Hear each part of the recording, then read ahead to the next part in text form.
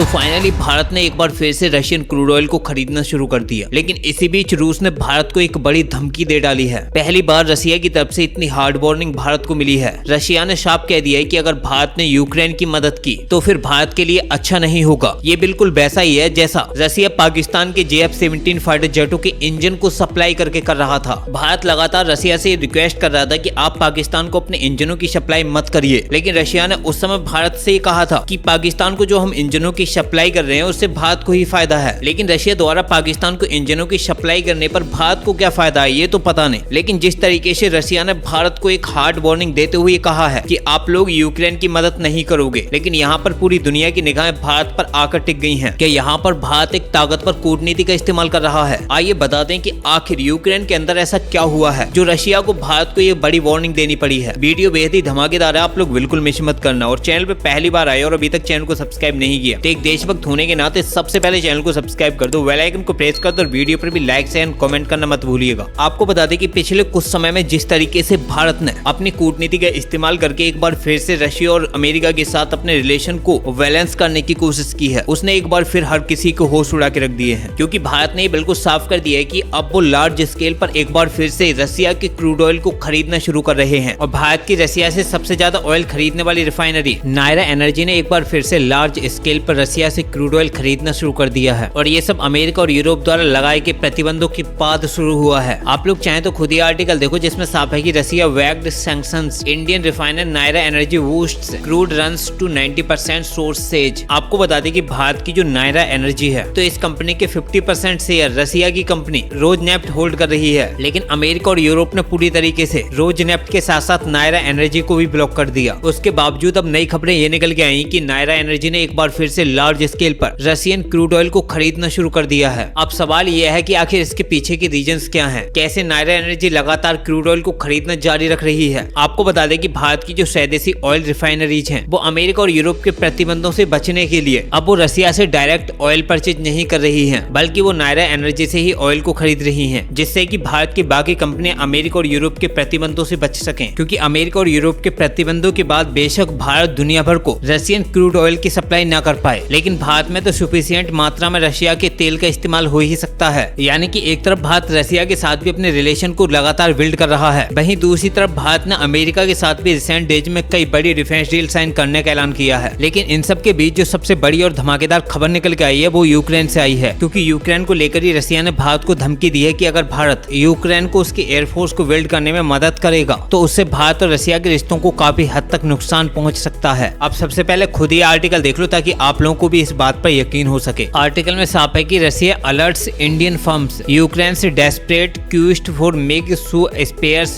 Fuels illegal channels. अब यहाँ पर आप लोगों को समझना बेहद ही जरूरी है कि आखिर रशिया कहना क्या चाहता है। उसके लिए सिंपली हम आपको बता दें कि जिस समय रशिया ने यूक्रेन पर अटैक करके यूक्रेन में इन्वेंशन शुरू किया था तो उस समय यूक्रेन के पास खुद की एयरफोर्स भी नहीं थी और वहीं रशिया के पास दुनिया की सबसे ताकतवर एयरफोर्स थी। तो उस समय रशिया ने यूक्रेन पर अटैक करके ये प्लानिंग की थी कि रशिया कुछ ही दिनों में यूक्रेन पर कब्जा कर लेगा। लेकिन आज खुद रशिया बुरी तरीके से यूक्रेन वॉर में फंस चुका है। रशिया ये समझ नहीं पा रहा कि आखिर रशिया करे तो करे क्या। लेकिन वहीं दूसरी तरफ यूक्रेन अपनी एयरफोर्स को बिल्ड करने के लिए पूरी ताकत लगा रहा है। क्योंकि रूसी अटैक के बाद बेशक यूक्रेन के पास अपनी खुद की एयरफोर्स नहीं थी, लेकिन खुद के फाइटर जेट जरूर थे। और उस समय रशियन एयरफोर्स के पास तकरीबन 98 फाइटर जेट थे, जिनमें से 50% फाइटर जेट काम करने यानी कि युद्ध लड़ने की क्षमता रखते थे, जबकि 50% पूरी तरीके से कबाड़ की तरह पड़े थे। अब अपनी एयरफोर्स को और भी ताकतवर बनाने के लिए रशिया ने ये डिमांड की थी अमेरिका से कि अमेरिका उन्हें F-16 फाइटर जेट दे। जिसके बाद अमेरिका की परमिशन के बाद यूरोपीय देशों ने मिलकर पहले तो यूक्रेन के पायलटों को अमेरिका में ट्रेन करवाया और फिर यूक्रेन को F-16 फाइटर जेटों की सप्लाई की। लेकिन कहीं हद तक यूक्रेन को मिलने वाले F-16 फाइटर जेट रूस के सामने बेशर साबित हुए, जिनमें से कई F-16 फाइटर जेटों को रूस ने मार गिराया। लेकिन यूक्रेन अभी तक भी हिम्मत नहीं आ रहा है और अब यूक्रेन अपनी एयरफोर्स को बिल्ड करने के लिए यूरोफाइटर टाइफून, ग्रिपिन ई और राफेल जैसे फाइटर जेटों को भी अपनी एयरफोर्स में शामिल करने जा रहा है। यूरोफाइटर टाइफून और ग्रिपिन ई की यूक्रेन पहले ही डील साइन कर चुका है और अब खबरें निकल के आ रही कि यूक्रेन की जो निगाहें इस समय फ्रांस के राफेल फाइटर जेट पर हैं। यानी कि यूक्रेन अब जल्दी फ्रांस के साथ एक बड़ी राफेल डील भी कर सकता है, जिसके बाद यूक्रेन दुनिया का इकलौता ऐसा देश होगा जिसके पास F-16, यूरोफाइटर टाइफून, ग्रिपिन ई और राफेल जैसे फाइटर जेट मौजूद होंगे। और इन सभी अमेरिका और यूरोप के फाइटर जेटों के साथ साथ यूक्रेन इकलौता ऐसा देश है जो रशिया के MiG-29,